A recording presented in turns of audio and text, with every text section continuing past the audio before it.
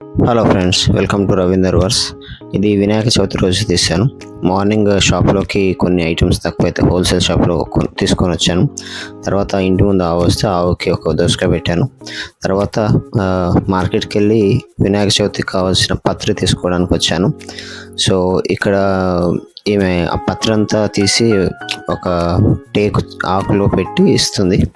ఇక్కడ ప్రాబ్లం ఏంటంటే, ఇక్కడ వీళ్ళు అమ్మేవాళ్ళు ఏ ఆకు పెడుతున్నారో కూడా తెలియకుండా అన్నీ ఒకే దాంట్లో పెట్టిస్తాయి. చూడండి, వయ్యారి బామ కూడా పత్రిలాగా అమ్మేస్తున్నారు.